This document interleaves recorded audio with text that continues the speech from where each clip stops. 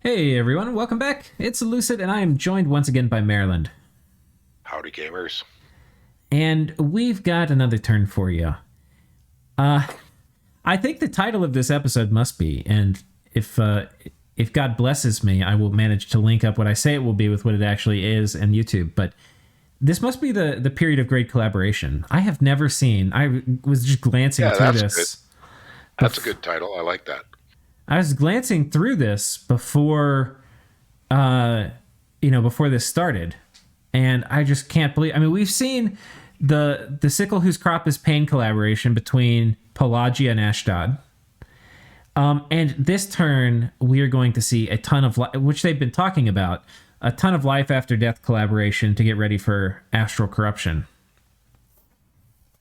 So, we'll start this off with a message from Ulm. This may have come up in a previous message from other players, but Pan offered an arrangement to turn some of my mages into soulless mages by pinging some provinces with vampires while I use poison clouds from bog beasts and foul vapors paired with life after death. I'll be. Yeah, we watched that last turn. We watched it last turn between Ashdod and Pangaea. Oh, This is all oh, now. you're right. This is Ulm. Oh, good grief. I'll be trying that at two forts along my border with Pan the turn you get this message. This should go a long way to helping me keep casting rituals or forging while astral corruption is up.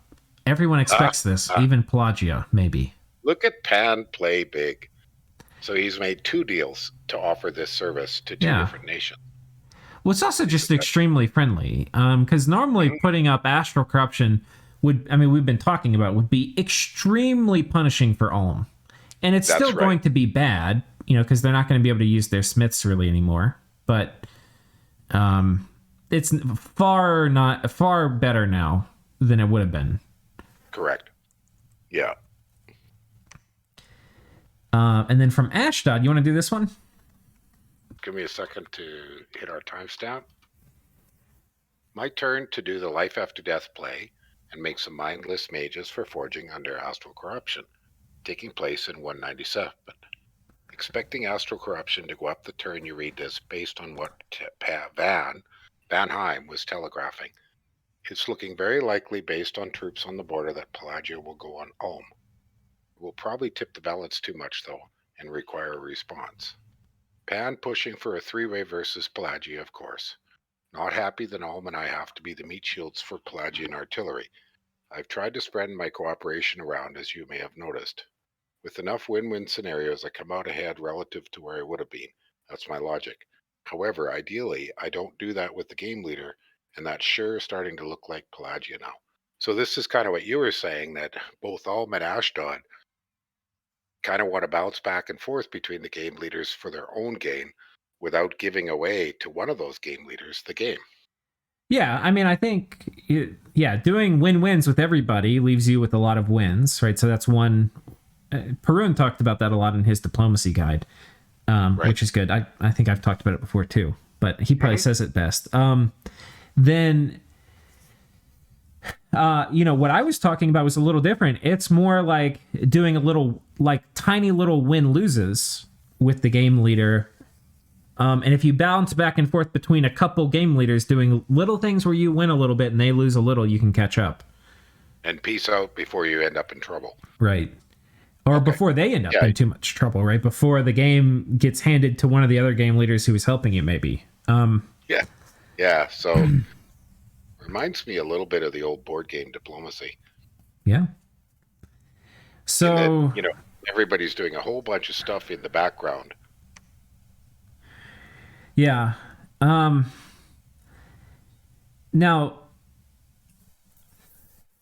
it's what do you think? Do you think Pelagia's in the game leader right now? Do you think they're in position 1?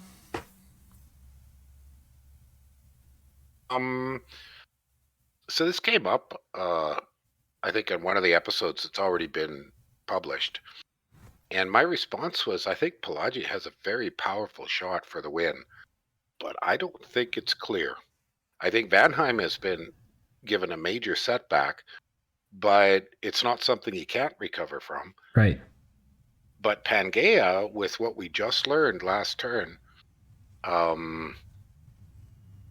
with what we just learned last turn, is he's got this giant blood economy. Yeah. So, so I guess it's kind of tricky to say. I think Vanheim is no longer as strong as either Pan or Pelagia, but my personal feeling is it's kind of a 50-50 between those two. Yeah. And now the other three players are like trying to play catch up. Yeah, I mean, I think that's a pretty. I'd probably buy that if you were selling it. I feel like Pan's in position 1 still. Economically, I think he's in position 1. Tactically, I think Pelagia maybe has more tricks up his sleeve. I mean, I mean, Sai's an amazing player. I mean, Sai's an amazing player. Arco's an amazing player too. But Sai has way better access to. So Pangaea has way better access to thrones. They've got this huge blood economy. They've got a ton of gem income. They're the biggest by a margin. I think they're position 1. So not like I'm disagreeing. I think you made a very good argument that they're tied for position 1. But I think, my personal opinion, Pangaea is position 1, Pelagia is position 2. However, and I think this is the interesting thing, I don't know how any other, like when we're doing this path to victory thing. How do you win with Pelagia in the game right now? I don't know how to do it, because he's going to kill your thrones with Doom Horrors if you get too close to winning. And he's going to have all these remotes he can do to mess with whoever's getting too close to winning.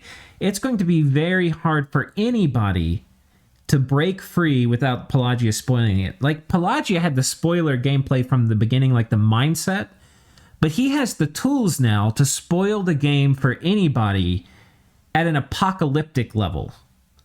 Right. So just get, if anybody else wants to win, they just need to, it's like, to me, even though Pelagia is position 2, for anybody else to win, I feel like they just kind of have to reduce him to a wasteland in a way. Well, there's another little thing I just was thinking. Vanheim just did a favor to Pangaea. Yeah. He just put up astral corruption for him. Right. That saved Pangaea 800 blood slaves. Yeah. I mean, basically, he might have contributed to it, and we don't know. But maybe we don't know. But either way, it saved him mucking about with it. And he doesn't actually oh, what got knocked out? Nothing, I guess. I don't think anything did. I think there were only 5 up before. No, the gift of health is gone. Oh, you're right. Yeah. That is very convenient. It is. That is very convenient. Yeah. See, the other thing is Vanheim will take sort of everybody knows astral corruption was coming, but there is a certain stink involved with whoever casts it. I mean, you always kind of... Yeah. Now, in this case, I don't think anybody's... But there's a certain stink felt towards the caster of astral corruption because it harms almost everybody else. Well, Pangaea probably doesn't mind. Pangaea is probably thrilled about it, but... No. But I think that, if they do reduce, I don't think they're going to be able to kill Pelagia. I think that's I think it would take forces that people would have to muster that are just not available in the game right now to kill Pelagia. I think if they all said, look, let's not go after any throne, like all the Pelagian thrones, we're going to decide who gets them so that there's no threat of a throne victory from anybody else. And we're just going to get this guy out of the game so that one of the 4 of us actually has a chance at winning. If they did that, I'm not even sure if they could. I really don't know. It's a very complex kind of thing. Yeah. But that's why I kind of am reserved on trying to predict the winner right now. I mean, I just think there's a bunch of things that could happen. And some of those things that could happen could flip this game state. But economically, I agree with you that Pangaea has the advantage right now. Yeah.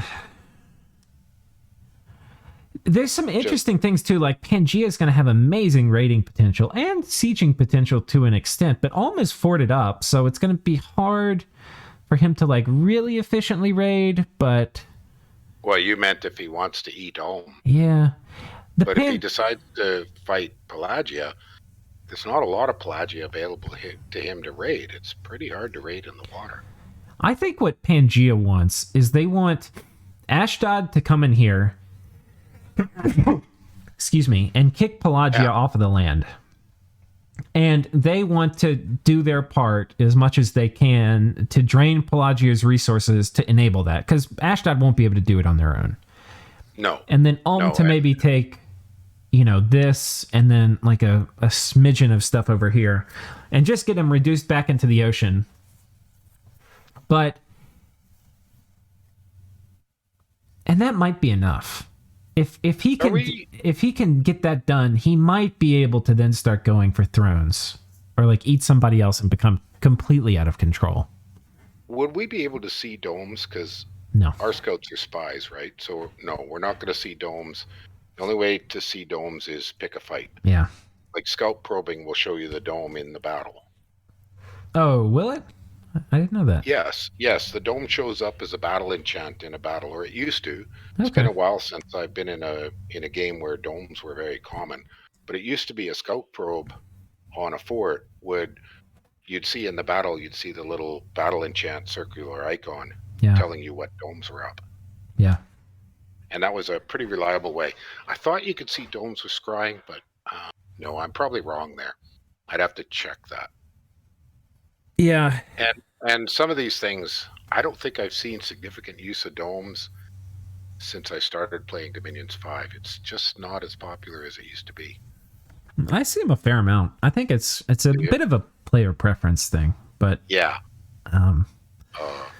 Well, they're valid. It's just, you know, putting up, especially the really good domes, cost you a lot of gems because you got to put them up long enough to be useful. Yeah. I mean, I think versus Pelagia with this Flames from the Sky, with the evocation discount site and Nexus, you're probably going to need it, though maybe not as much now with Astral Corruption up. And certainly with Astral Corruption, there's a chance your dome caster dies. So I think we'll see probably not a ton of new domes now. No, that's why I was kind of wondering if we could see any domes that are up right now. Because the obvious place to put domes would be, say, Pelagia's Wishcaster forts. Yeah. Okay. So let's look at some of these conflicts. Or these aren't conflicts. That's actually the wrong word. Some of these mutually beneficial battles. We saw one. This is the same thing. So another plus 30 death gems. Right. Okay, here's the life after death play, I think. This is Ashdod now. Okay, so he's trying to convert. He's doing his own foul vapors. And these guys turn into soulless giants, which is kind of cool. Kind of nice. 1, 2, 3. Couple running away. It's hard to keep them from running away, isn't it? Yeah, they get... So he got... Well, but he got a bunch of them. He got a bunch.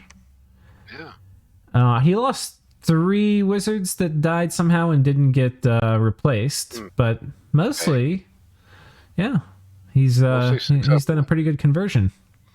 Okay, so this is a neat trick. Same thing here with Ulm. Converts 11 Master Smiths. If he was really smart, he would have used Master Smiths that are horror marked. Does it remove them? It removes them. Yep. He did. And he did. Look at that. Did. Most of them have fire marks. Yeah. Smart play. Yeah. Yeah, the bummer with lightless lanterns. Yep. So he loses 2 mages. You know, the conversion is not completely efficient. No. We have a ritual suicide from Pangaea's god. Uruk's god. Good grief. That took a little longer. Yeah. That took like 4 turns this time. Yeah, it's not every turn anymore. No. I wonder what Uruk is doing. Nobody's even tried to kill Uruk. People, I think it's just a comedy. I think it's the just nation of Debrithia. Debrithia. I gotta put a timestamp down for that one. The nation of Debrithia. Yeah, it's rude, I think, at this point. You know, like really, like, do you really need to kill Debrithia to win? Like, do you need to go there? I think it's rude. I don't know. Probably not, but it is funny. Yeah. So I mean, there must come up. I guess it doesn't take much time to do your turns as Uruk. Yeah. Debrithia. So here we have a fair amount of conversion here for Ulm 2. He gets, it looks like about 10 Solus, and then... So that's... That was how many this of these one. do we see? 4 of them? Yeah, there were 4. Or no, 3. 3. And then one of these, so yeah. Okay. So 1 Death Gem farming and 3 Solus conversions. Yeah. Well, that's kind of all that happened this turn. Yeah. But that's a lot of working together. I mean, it's like, let's sing Kumbaya and hold hands and stuff. Yeah, it's kind of impressive. Like you said at the very beginning, this is the collaborative turn. Yeah. Lots of win-wins going on.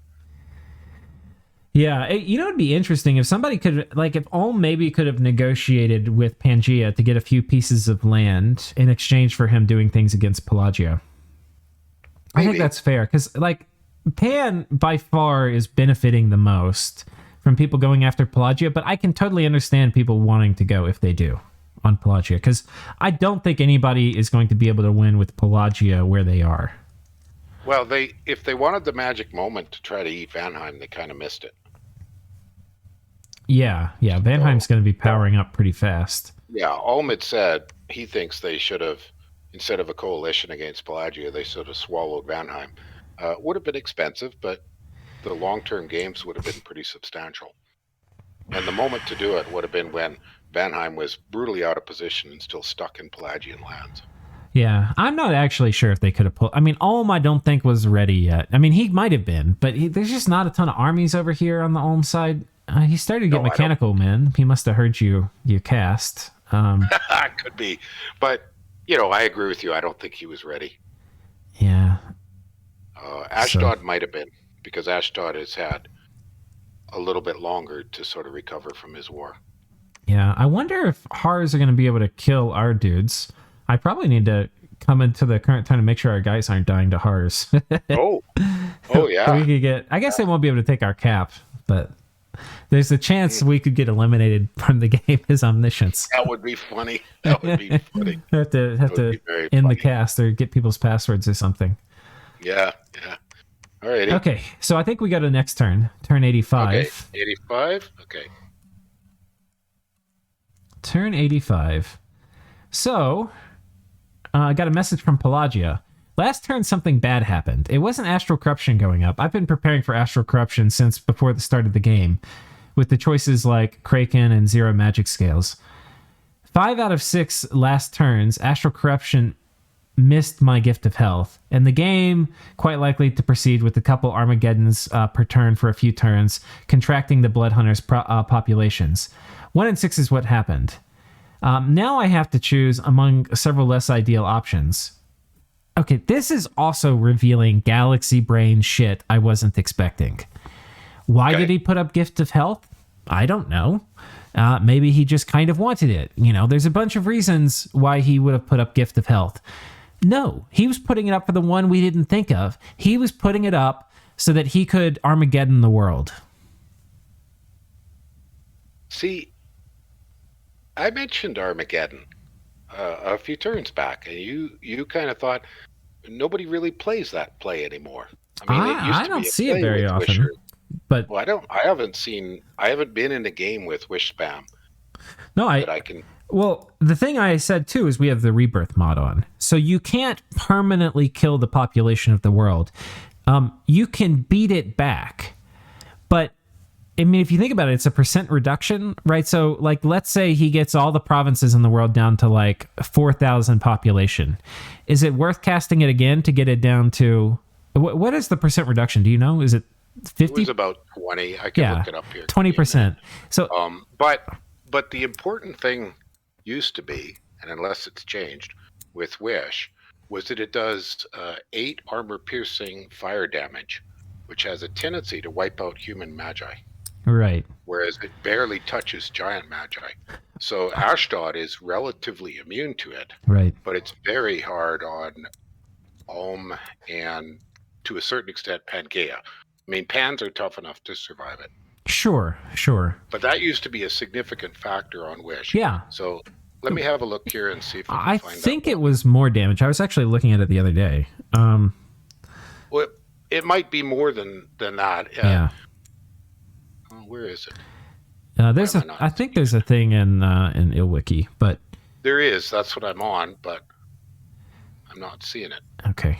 Well, but this is pretty Galaxy Brain to have Gift of Health up because he put it up a long time ago, but it was in preparation for Astral Corruption and it honestly isn't even really for Astral Corruption. It's really to deal with late game blood as a nation that doesn't have any access to it to speak of. I found it. Yeah.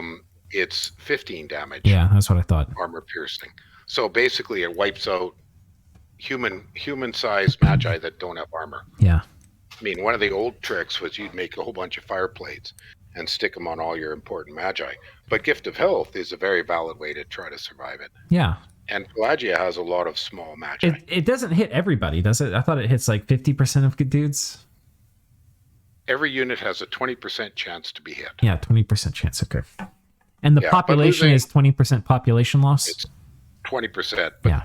But think about it. Losing 20% of your human-sized magi every turn. Painful. That's painful. It doesn't take very long before you fall way behind. Yeah. So, yeah, I mean, I think it's reasonable to cast it. I think the thing is, though, is you're not really going to be able to turn off blood because with Rebirth on, when you get down to like 4,000 population, every time you cast it, you're only going to be getting rid of like, I don't know, 800 population or something, right? And the Rebirth mod will start giving you like 200 back a turn when you get there. So you'll get to like a steady state of... How does Rebirth work? How much does it return population to? I thought it limited it to bring it back to 1,000. No, it will reasonably quickly, like I think every time you get 200 or 300 population, it will reasonably quickly bring you back up to 2,500. Oh, that's its cap, 2,000. After that, it will slowly bring you up to 5,000. Okay. So, but the thing is, like, you could blood hunt a 2,000 population province and get a fair... I mean, if you pack that thing full of blood hunters, you're going to get a lot of slaves from it, you know? Like... Yeah. It's going to be a lot slower, but it's not it's really slow. Gonna hurt, it would hurt the big provinces more than the little ones. Right. It's going to kill your income, which Pelagia, they're not like the income leader, but they they need to, for them to run their wish engine, they need pearl mages, right? To turn all the pearls. And if somehow a lot of the pearl mages die while he's doing this Armageddon spam, then he's not going to be able to run his wish engine because he's not going to be able to pay for them because he doesn't have any new funds. Yeah, so if he starts wishing for Armageddon now with Gift of Health down, he's going to do a lot of damage to himself. Right. The question is, does he do more damage to others than he does to himself? I'll leave that. I'll leave that math for Arco to figure out. Yeah. I would not really want to be doing it, but if it can win. Okay. And so he said next turn we're going to go over what all the options are. And it'll be interesting to see if he's come to similar conclusions we've discussed. Okay, there's this, and then some wolf attacks. Okay. And it's otherwise very quiet, so even the life after death stuff, there wasn't much of that going on. Yeah. So let's keep going forward. Let's do one more turn at least for this episode, because that's actually the last one I have downloaded. So we'll go to 86. Okay. And, okay, we have an update from Pelagia. This is a complicated update. Last turn, I was left considering how to recapture Gift of Health, with 3 options in mind. Save Nature Gems for a few turns, dispel one of Ohm's Global, and then cast Astral Corruption. The issue with saving Nature Gems was that... and dispel Astral Corruption is his third option. Is that Um, not cast it, dispel it? no, You said save it cast. for a few turns. Okay, dispel one of Ohm's. Okay, yeah, dispel one of Ohm's globals and dispel astral corruption. Okay. The issue with saving nature was that recasting without an open slot, there's at least a 1 in 6 chance fail with Nexus, and quite possibly more with blood globals. Meanwhile, dispelling old globals could be against the 130-ish overcast if at the time Ulm Pan went full in. Maybe they didn't, but it's a lot of pearls to bet. Finally, dispelling astral corruption would go versus Vanheim's rate of blood hunting and any potential Van Pan slave trades. Neither of these were appealing to me. I need gift for less painful Armageddons, but I'm also done with research, meaning rank and file mages should go away and die. Yeah, he still needs the pearl mages, though. The big threat right now is Pan, estimated to reach 100 vampire lords at turn 94. If Pan is by far the biggest threat, I should just go to war with them, which is what I intended to do last turn, and then somebody interfered. Oh, Vanheim, yeah. Okay. They interfered last turn? With putting up corruption. It might have been a turn or two ago, but...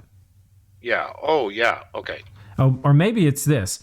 Ashdod approached me, wanting to participate in an astral corruption dispel, which reduced my cost for attempting it. I decided to give it a shot, postponing the... That is strange to me.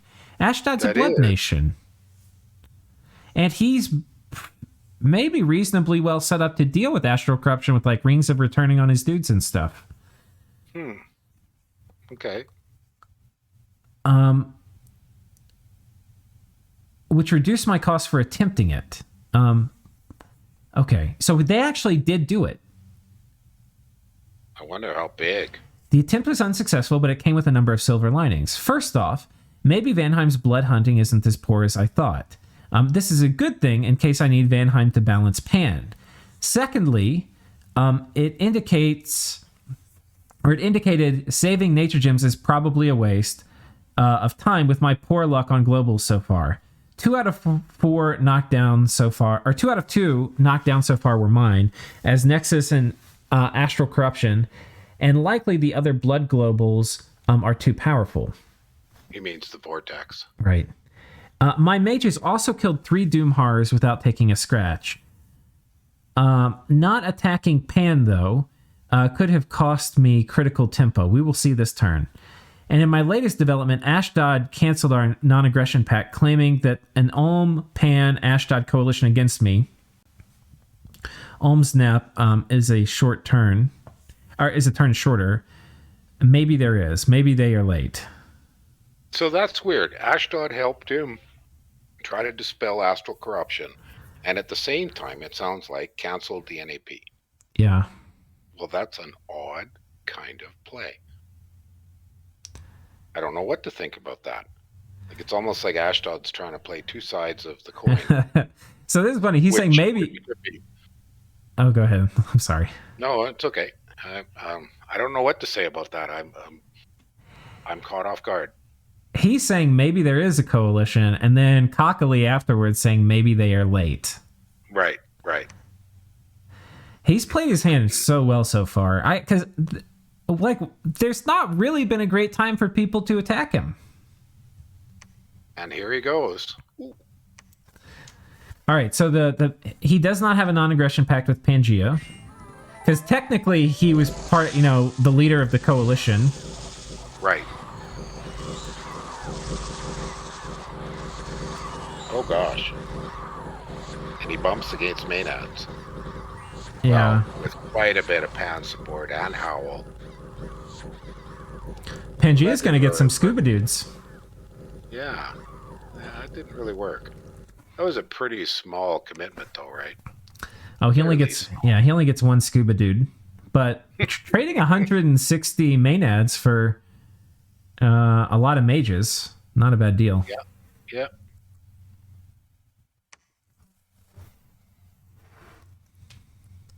Okay, bargain basement rating. Harpies. Oh, the darn I harpies. don't know what. Yeah, did the harpies completely mess this up? I wonder what happened. I think they broke the buff cycle. Because I'm thinking, okay, fire elementals. Phoenix And he didn't Power. get it all. I think he was wanting to do Phoenix Pyre. Phoenix Pyre? Okay. Maybe. Either Though way, I don't know. Yeah, it didn't work. Fire Shield maybe he needed. Maybe Einskin Fire Shield. Maybe. Fire Shield murders harpies. Okay, this must work. Pelagia must get at least one successful raid here. Yeah, So that one worked. I think this is out of the blue. I don't think Pan really had any warning of this happening. And this is just PD again. That one worked. Okay. Well, alrighty. Is that kind of it for Pelagia? Are we moving on? Oh yeah, I just realized that was not a Pelagia battle. I clicked. Now there's one more here. Desert of the Cliff Dwellers. Yeah, this guy's almost... Oh, this could be a thug. He had one of these guys thugged up before. Yeah, it is. He'll probably be fine. A werewolf thug. Okay, so Pelagia is up 2 provinces out of all that. So what do you think we're talking about next? Oh my god. So this is more life after death stuff. Yeah, this is really Vanheim. Pan and Vanheim working together. And then Pan and Ashdod working together. So Yeah. Ashdod is the... So Pan is providing the life after death. Yeah. Okay. Or Ashdod's providing the life after death. Pan's getting a little bit of the benefit of it. Yeah. So... That's about it, isn't Let's take a look. So he's got this one and this one. But lost more than he gained, I think. I mean, these are decent gem sites, but... Desert of Bones. He probably wouldn't mind having that. So Pangaea is going to war. Is Pangaea in position for this war? Well, he's got a lot of White Centaur in his cap. And this is very low commitment from Pelagia so far. There's nothing here that looks like it's going to take any infrastructure from Pangaea. No, it's just a little shore raiding. So, I wonder what is larger scale. I wonder if we're going to see that crazy golem come flying out, land on top of things, and kill it. You know, I just noticed something. Pelagia is attacking things that are mostly not forded, which might be he's trying to draw out Pangaean armies so then he can airdrop on top of them. Yeah, the problem is they're Pangaean armies, so they're stealthy. Yeah. I don't know. I'm not really sure what the tactical play here is. Well, I think there's a few things. I think he's gotten a report from Ashdod that they're ending their nap. He's been told by Ashdod who the players in the coalition are, which is Pangaea, Ashdod, and Ulm. And so he's figuring, well, I might as well... And Pangaea he sees as the big threat anyway. So he might as well start poking the bear before the bear comes after him. Right. Okay. Yeah, that makes sense to me. Ooh, this is it's so weird. It's like very tense. What's hilarious too about this is I'm sure there's nothing happening. And I know they were asking for extensions and doing like 2 turns a week with this. And it's like, really, guys? You can't manage I mean, there's still economies and stuff to manage, but most of that's not very complicated. Yeah. Well, I don't know. I haven't been following the thread. Yeah. Or the tournament channel because I didn't want to mess myself up with spoilers. So. Okay. So they're I don't see much else. I don't see much else to comment. I mean, I'm kind of waiting to see if we see big moves next turn. Because Ashdod's armies aren't really in position. This is potentially real. Ulm has a lot of armies on the border. And the problem with Ulm, though, or not with Ulm, but with Ulm's position, is they're going to have to take forts.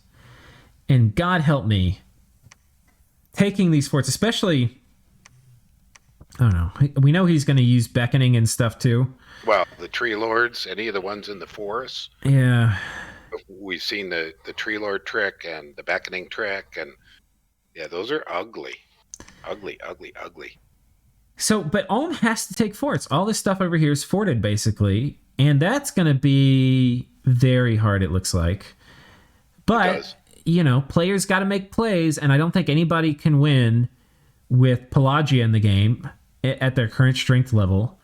So, if Ulm can get 3 forts off of Pelagia in these 2 territories and then get out and leave Pelagia fighting Pangaea, that is the kind of play Ulm needs to look to make.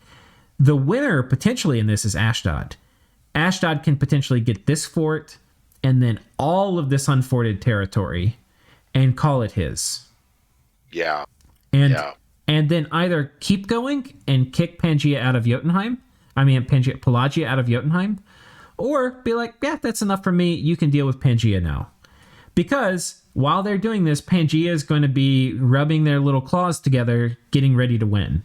Because Pangaea still, I think, is in position 1, but yeah. Okay.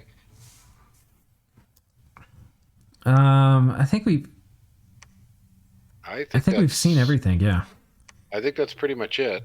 I made some notes on summaries and when we've talked about larger issues. So, what do you think, Marilyn, is the over/under on Pelagia in the long run? Let's say holding this Jotunheim. Do you think this coalition is going to be able to evict him from Jotunheim? Oh, I think it could. Maybe the question I'm thinking is, how hard does Pelagia want to hold it? I mean, he wants to hold thrones, but how hard does he want to hold Jotunheim's capital? I don't know. This is a lot of gems per turn. It's the evocate. Well, yeah. When I said this is kind of an indicator. If he gave up this, he'd probably be giving up most of the land around here and getting kicked back in the ocean. But we kind of know that his ability to hold a forest is quite a bit greater than it is to hold a fort in the plains. Well, he made a compelling showing. Was it down here too? He did. He did. It wasn't as strong as the one in the forest. Well, I think if I was Pelagia, I'd be fighting for everything. Yeah. I mean, why not? Yeah. What does he lose? Yeah. I mean, he's shown that he could put out really cheap counter raid squads. So you splash those all over the place. You use this crazy, flying gelatinous cubes and his little elemental spammers and all those little tricks. And he does some damage and he does some attrition. And in the interim, he's still doing his massive big plays because they're not affected by this other than the bit of gem income. So I think Pelagia is going to make anybody attacking him pay through the nose. Yeah. Look at this, though. Look at all these Seir and these shed. Yeah. Ooh. Yeah. I think this will get cheese, though. These are hard things. This is about as hard as units come to cheese, but I don't know. I think Ashdod might have success with the unforted stuff. I don't think people are going to be taking forts from Pelagia. I'm just going to go on the record. I don't think, not easily for sure. That being said, these goats, they have 40 HP. They're going to be almost impossible to kill with flames from the sky. So he's going to have to fight them, but I don't think these guys are going to take a fort off Arco. No. But I'm super excited to watch and find out. Yeah, it should be fun. We're definitely headed into, this is turn 85. Yeah. 86. We're out of the doldrums. 87, 88, 89, they should be a lot of fun. Yeah, I'm stoked. Very big turns. Right on. All right. Thanks for joining us, guys. Yeah, it was good. All right. See y'all next time. Bye-bye.